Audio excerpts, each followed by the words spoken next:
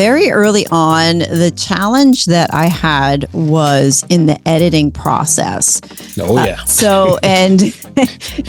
If you're not very good at communication, having a podcast and then listening to yourself speak will force and challenge you to become better at communication. And I would say that's the one benefit that came out of podcasting, is that it forced me to become a better communicator, to speak more succinctly, and to take out those ahs and ums and those things that people don't always want to listen to. Now, do I have it 100% perfect? No, I don't. But am I better at it now than I was 2 years ago? Of course. By listening to myself, I was able to become a better podcaster. Hey everyone, welcome back to another episode of I Made a Podcast. Now, today we are speaking with Sue Saller. She is an author, she is a coach, she is a podcaster. Her podcast is called Small Steps, Big Wins, and we got into a lot of great stuff in this conversation. So without any further ado, let's get into this episode with Sue Saller. So the name of my podcast is Small Steps, Big Wins Podcast. And I have been doing that for 2 years now. I'm up around episode 130, 165, 170. I can't remember, but it's somewhere around there. It's been a lot of fun, a lot of learning along the way. I love my podcast. I love all of my guests. I really enjoy talking to all of them. In addition to podcasting, I also am an author. I wrote a book called Small Steps, Big Wins, and I like to call it an autobiographical self-help book. And it just chronicles my journey of some life challenges I've gone through and the post-traumatic growth that I've experienced. And my desire is just to help somebody out there realizing that, hey, if you're going through something hard and you feel like you're normal and this is something that, this shouldn't be happening to me, or this kind of stuff, I'm just under the radar, I just don't feel important or anything, this book is for you. So I wrote it for that crowd. I wrote it for somebody who just wants to take small steps and overcome their trials and traumas to win at life. I also am a coach as well. And I think that's kind of sums me up right now.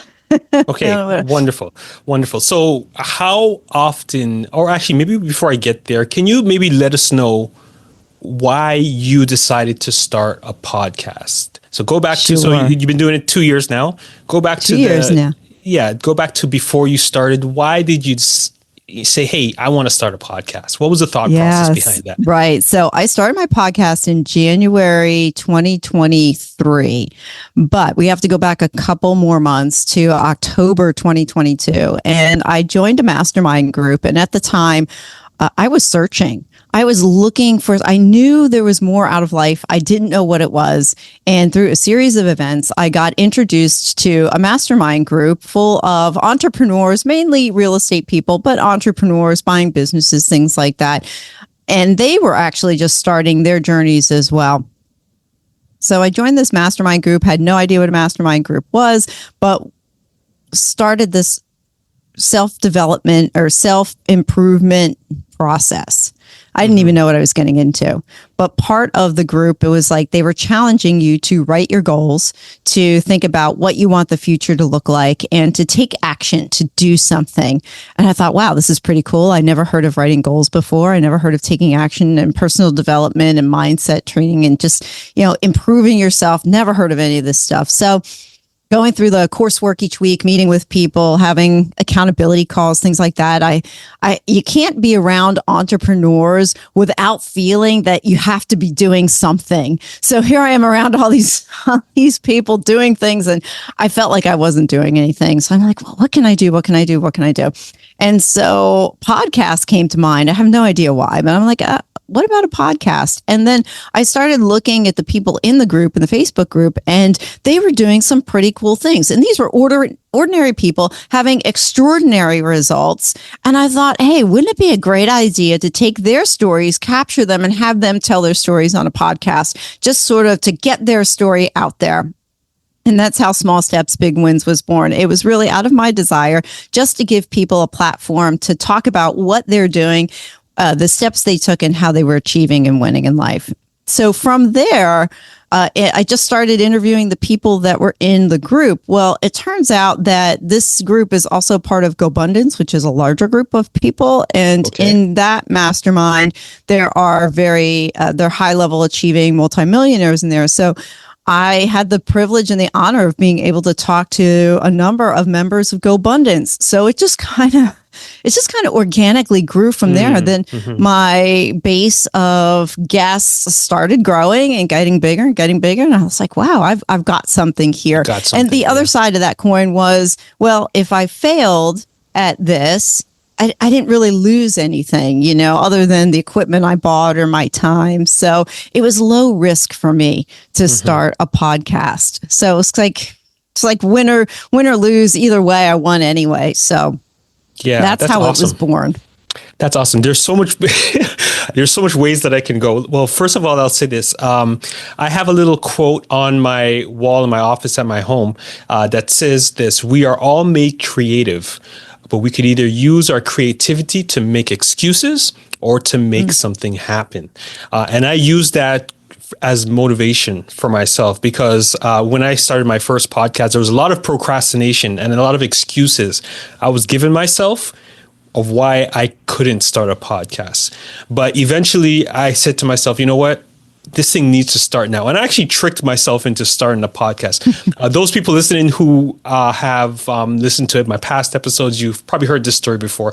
And another thing that you mentioned, you talked about masterminds and being around people who are very successful, influential, and have actually accomplished things in life. And I think that's huge. I'm sure you heard of that quote. I think it's by Jim Rohn, where it says, you are the average of the five people you spend the most time with. Right. Yes. I think I butchered it, but I think most people. Yeah, you are that. Yeah, you are the average of the five people you spend the most time with. It's so true. I mean, I actually changed my friend group a little bit, and I changed who I was hanging out with, and I started looking for people who were ahead of where I wanted to be.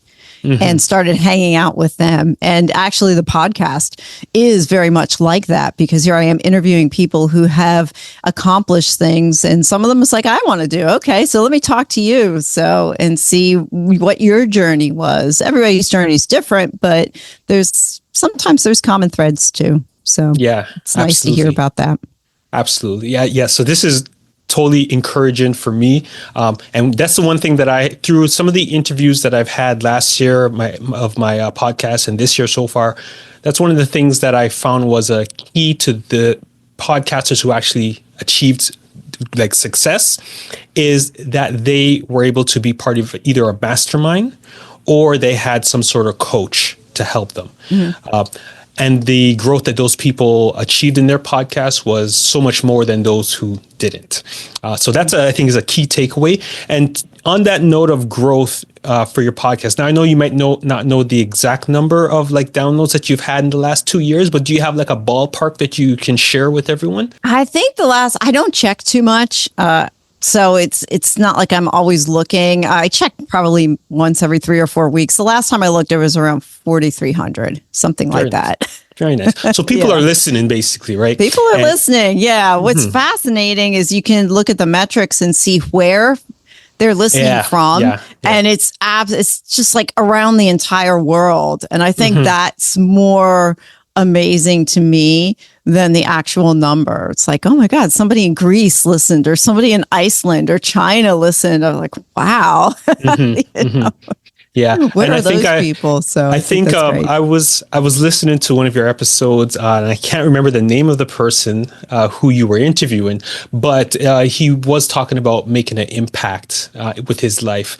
And that's what it's about. Like, so if you, through your podcast, it can go all over the world, right? And you could be impacting someone on the other side of the world with something that, if you didn't step out and start your podcast, it wouldn't have impacted that person, in Asia or in South America or wherever they are in the world, right? So the power of podcasting and technology can take a message that's in your heart and encourage someone else on the other side of the world. And that's what I love so much about podcasting. It gives us a platform that we can use to impact so many people. So that's something that I just love that about podcasting. Now, so you've been part of a mastermind, which kind of leads me into my next question. I'm guessing that this is where you got most of your guests from. But my question is, where do you find your guests? Is it like referrals, or do you just kind of pick them from your mastermind? How does that work? Yeah, so it's organically changed over time. I would say the first 3, 4, 5 months, it was from my mastermind group. And I also was part of other groups as well. So as I would show up there, I'd start to befriend people that were in those groups, and I'd put it out there and I'd say, hey, if you want to be on a podcast, reach out. And I did. I managed to people would start finding me. Yeah, July 2023, I started coaching with my coach, my mindset coach, and he is also a podcaster. So from there, he started sharing his guests with me, and I started meeting other podcasters, and then so we started swapping guests that way. So that was another kind of funnel in. And then as my podcast started to grow, I would say maybe after a year, I would have people reach out to me, and they would say, hey, I have so-and-so. They are interested in being on your podcast. This is their bio. What do you think? And either I would go yes or no, and they would come back. And then over time, I wound up people who book pretty much authors would find me. So I have 3 or 4 people that send me regular authors. They're like, hey, here's these 5 authors. These are the books they've written. Do any of them interest you?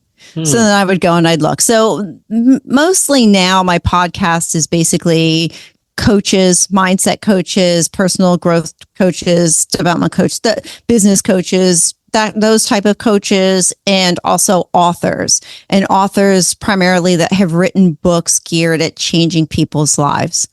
Wonderful. So wonderful. those tend to be, so I certainly don't have a problem finding guests. I have more guests than I have time for. So it's a good problem to have.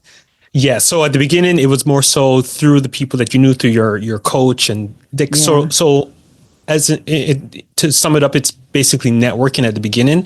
But now, since your podcast has grown, you actually don't have a problem finding guests. People come to you, basically. Correct. Right?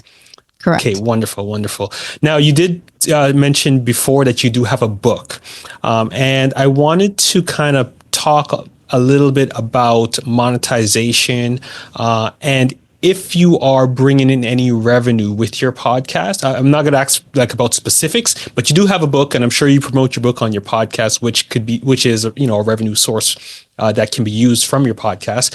But how does it work for you with regards to monetization and your podcast? Yeah, that's a great question. I don't monetize it at all. Okay. So it's a very interesting question. And I've been asked that before. Well, how do you make any money?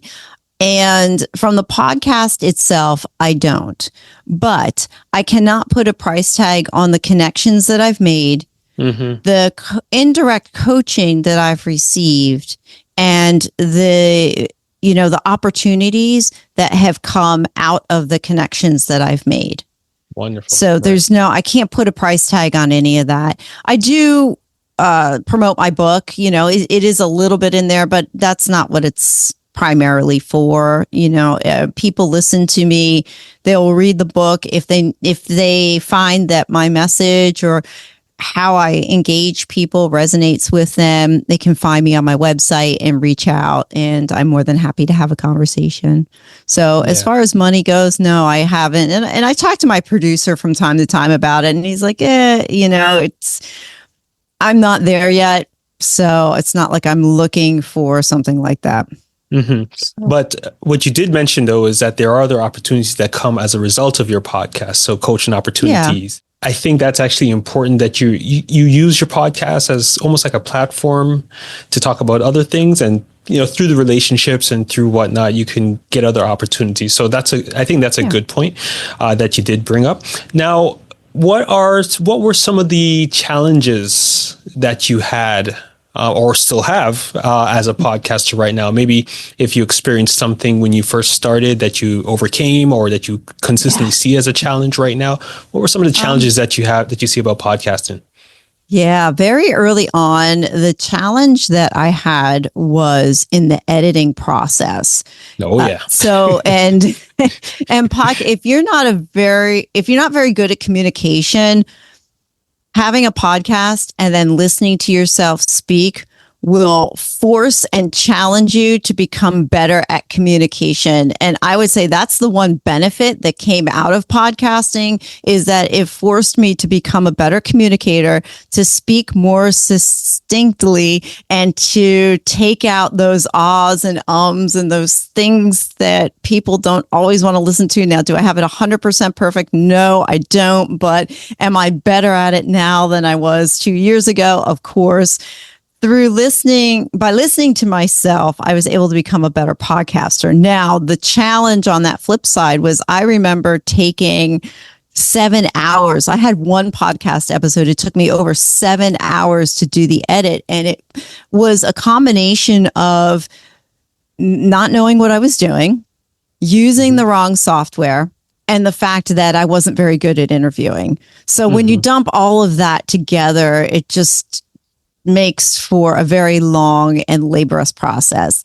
And what I wound up doing was I sought out people who are other podcasters. Hey, what do you use for your editing software? I'm like, something has to be better than this. And through a series of conversations, I came across some software that transcribes my podcast. And the way I record locally. So I have 2 files. And what it does, it'll take both of those files and it'll, section it out by active speaker. So it'll flip back and forth between me speaking and the guest speaking. And then I can go ahead and take out filler words. I can take out sentences. I can rearrange what I say. I rarely ever did any editing on the guest.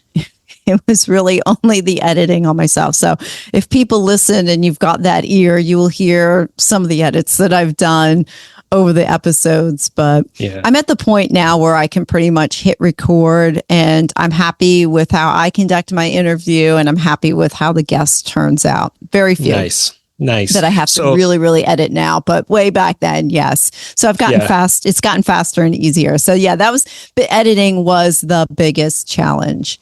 Yeah, you sound like me. Because I'm a kind of a perfectionist when it comes to especially audio. So I used to produce music and stuff like that. So I have a very good ear for audio.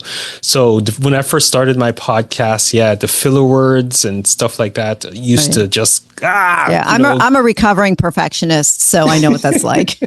Wonderful. Yeah. So what you mentioned about interviewing specifically, that you had to get better at interviewing just a second ago, and your podcast is an interview-based podcast, so is this. And if there's a lot of podcasts out there podcasters who do interviews. What are some of the ways that some of the things that you did to get better at interviewing? That maybe you can share some tips or tricks, or what did you learn about interviewing? Yeah, number one, preparation. Right. Yeah. I have a friend of mine tells me that today. He said to me, he's like, do you know the 6 P's? I'm like, no. Oh my gosh, it'll come to me. I think is it persistent preparation prevents poor performance or something like that? Proper preparation prevents piss poor performance. That's what that is. And it's great and that's what I started to do as I interviewed authors, and actually any guest really. I would I would say just about every guest that I have on encompasses at least 2 hours of preparation prior to the interview. And I would go on their website. I would do research on them. As I mentioned before, I have a lot of authors. I would get their book first and I would read their book. And to me, it made a much richer conversation because I could interact with them about what they wrote. So that's mainly it's preparation. That got me. That was one of the things I did for my interview. And then, as I mentioned before, the second was actually listening to myself. And I still do it now, to listen to myself to see how my questioning technique is, what I'm saying. Am I talking too fast? Am I repeating myself? I'm just evaluating how I conduct the interview and just making mental notes on how I can get better at what it is that I hear in my interview. Yeah, I feel like a lot of people out there who are just starting, they can learn a lot by listening to themselves and Yeah, then yes. identifying what they can do better. Um, Right. it's hard. Trust me, when you start, it's going to be hard to listen to It's yourself. brutal. It's It's brutal. brutal. I actually I don't do it anymore, but I'm a trained math teacher. And so years ago, when you were just learning to teach, I don't know if they still do it today, but they did it for us. You had to videotape your lessons and then you had to go back and watch And yourself watch teach. it. Oh, Yeah. it was pain. It was beyond painful to go ahead Yeah. and do that. I'm like, and then there's even still some days that, I just like, yeah, that was a really good episode. I just can't listen to myself speak. Yeah, I hear you. And I Even though can it was resonate with good, that. but I can resonate with that as well because I have a training and development background, so like corporate training and stuff like that. So they used to record us as we were delivering our training sessions. It's for us to watch it back. So like yeah. sometimes you would watch it and you'd be like, "Oh, cut it off! I don't want to see anymore." Yeah, I don't want to listen to myself anymore. Yeah. Yeah. Oh, wonderful. Now, tell me, what was your most favorite episode that you've ever done? Something Oh my that God. maybe after you listened to it, you just had a big smile on your face, or you just had That's so a much lot fun. of them. That's a really hard question, honestly. Yeah. Because everybody I talk to, I just absolutely love every conversation, and every conversation I walk away changed in some capacity. Some of my more favorite episodes, I'll tell you, Chase Tollison has been on my podcast at least 4 times. And when Chase and I hit record, we have no script, we have no preparation. And I start the question with, so Chase, what's on your mind? And then from there, he and I just talk. And it's probably less of an interview style podcast than more like just two people really talking about mindset and going deep about just about anything, whatever he comes up with. So he's one of my more favorite people to have a conversation with. A memorable podcast. There's a couple of them. I mean, I did get to interview Jim Cathcart, which he's one of the top 5 speakers in the world. And I think that was really cool. That was Wow. a very interesting interview. And I also had the opportunity and privilege to interview Brian Johnson, who founded Heroic.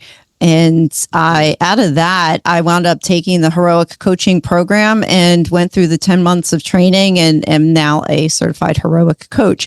And that was a great interview. I so enjoyed the conversation, but after I got to know more about Brian, I realized that he blocked out that time for me, and he doesn't do many podcasts at all. And after that, I was like, wow, I felt very honored and privileged and special that he would Right. come on my podcast and we could have an hour conversation. So Yeah. probably some of my Wonderful. more memorable ones. But I wonderful. love all my guests. Wonderful. Okay, so this is great. So listen, this is what I'm going to do. I have all of your links for your podcast, for your website, for your book, your social media, and all those things. I'm going to put it all down below in the description of this episode. So if anyone out there listening right now, if you want to listen to Sue's podcast, you could just go into the description, click the links, and have a listen. As she mentioned, she has a lot of great conversations with so many wonderful people. So I'm sure that there's something that you can learn to take small steps that will make a big difference in your life. So go listen to Sue's podcast. Now, one of the things I noticed, Sue, and maybe you can walk me through your thought process about this. So there's a lot of people who have a podcast and it's just an audio based podcast versus audio and video. And some people just do video and put it on YouTube. So you have a video based podcast, or at least most of your episodes that I saw were video based. What was your thought process behind going from audio to video? Well, actually, to be honest, I start audio and all of my podcasts are both. So it just depends on what platform you're looking on. I start on Spotify, and then, so my producer, he just uploads both. And before he took it over, I did all my production from beginning to end. So I'm very familiar with the process. I just happened to hand some components of my podcast off to him because I just got to the point. There were a couple of situations in my life the last 6, 7, 8 months. I'm like, I just can't, I just don't have the time to do this. Can you do this for me? So he does it, but he still does the same process I did. So I upload to Spotify. And Spotify, depending on however they use that, the person using that platform, you will see the video or you'll just hear the audio. And then, of course, it gets pushed to Apple and it goes to Google, although I think Google's gone now. And then he posts it on YouTube. So you'll get the video version through YouTube podcasts. And then also, I think Spotify now pushes the podcast. There's YouTube podcasting. So I'm connected that way as well. So it really just depends on how you want to approach it, but it's all the same. It's the same interview, whether it's on YouTube or whether it's on Spotify or Apple or however it is that you listen. People will listen through the browser or whatever. So it's actually both. And it's I've always had it as both. Maybe the first or second episode, the very first second might have been audio only. But then I realized the power of just, the fact that we're here recording in video to begin with. You might as well just use what you have and capitalize on that. So, yeah, wonderful. Now, we were talking, you were talking a little bit earlier about some of your editing challenges, and you mentioned a tool that you were using. And maybe we can get a little bit technical right now. Sure. What kind of tools? I know you said that there is a producer that works with you, but so I'm not sure if you are familiar with his process. What can you let me know about the tools that you used to use or that he used, if you know what he's using? Sure. Yeah, no. So what my arrangement and what I do with him is actually I just hand him the finished file and then he takes it from there. He produces my thumbnails. He does all the write-ups and then he uploads it to the platforms for me.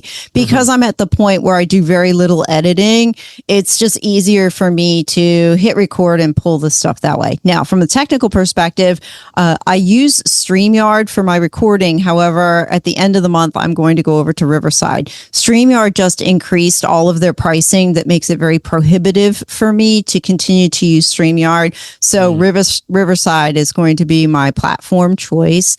I haven't really used it too much, so I don't really know a whole lot about it, but I was using StreamYard, where I am right now.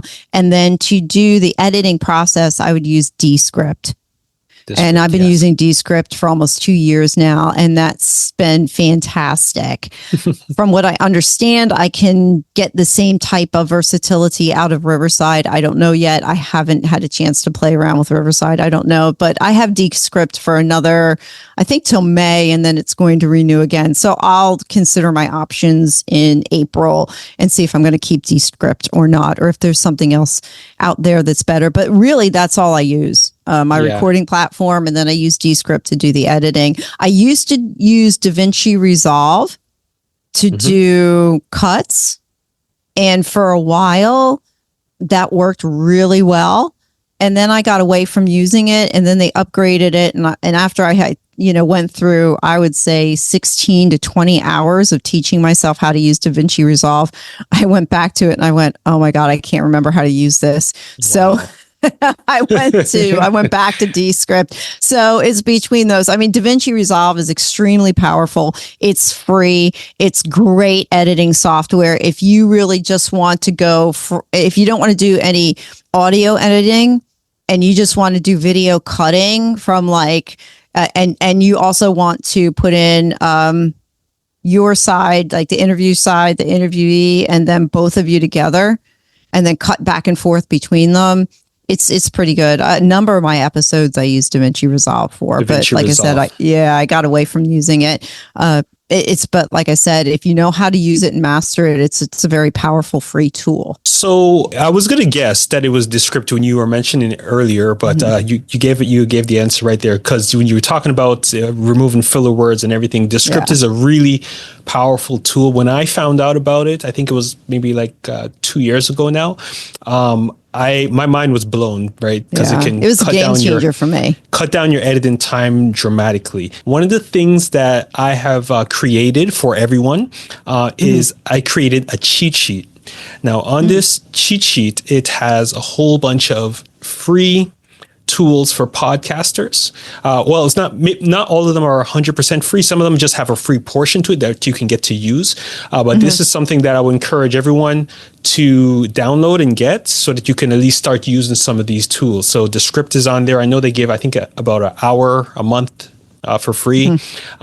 There's another tool that I have called Alphonic, and they give you 2 hours of processing. And what that tool does is, even if you are in a noisy area, the tool Alphonic will get rid of all the background noises. It will level out the audio. So if you're interviewing someone who doesn't have a quality microphone like how you do, the Alphonic will level out the sounds and make everything sound like it was done in a soundproof studio. Anyways, I have a whole bunch of other list of tools that podcasters can use, and most of the tools there are free. So if anyone listening wants to get that, you can just go into the description and just download it and use as many of them as you want. Now, in terms of microphones, Sue, what do you have there? Now, hold on. Let me guess. From the looks of it and from the sounds of it, it sounds like a Shure SMB, right? I got it? Yeah, right. That's correct. Yeah, that's correct. Before that, I had a Audio Technica. Me too. Audio Technica. Audio Technica. Yeah. And I still have that. And it's a great microphone, but I just wanted an upgrade. And at the end of the day, honestly, I can't tell the difference between the two, but I leave this one hooked up. I like it. If I want to get technical for a minute, I plug my earphones, my earbuds into the microphone. And that has really helped me because I get that reverb, I can hear myself back into the microphone and back into my earbuds. So I no longer need to use my MacBook Pro, my speakers, or the speakers on the MacBook Pro. So that's been a game changer for me. I've always been kind of a audio junkie as well. You need to have really good audio. You can have crappy background, but as long as everybody can hear you, that's what matters. And I think the other reason I got the Shure is because at some point I will hook up my Scarlett, my Focus, right? I have a Scarlett. The one that does it's the equalizer that's in there. And my producer again mentioned, hey, you need one of those. So I have it. Yeah, I've got it already. It's just sitting in the box, but it can't hook up directly into my microphone. I just haven't gotten around to it yet. Awesome. Yeah. So that microphone is good. I had the Audio Technica AT2020, and I still use that one as well. Here in the studio, I have the Rode Pod mic. That was my other choice because it looks really cool. It does. I like it. Yeah. Yeah, it does. It looks really cool. And for some reason, I didn't buy it. I don't remember why. But that would be my second choice.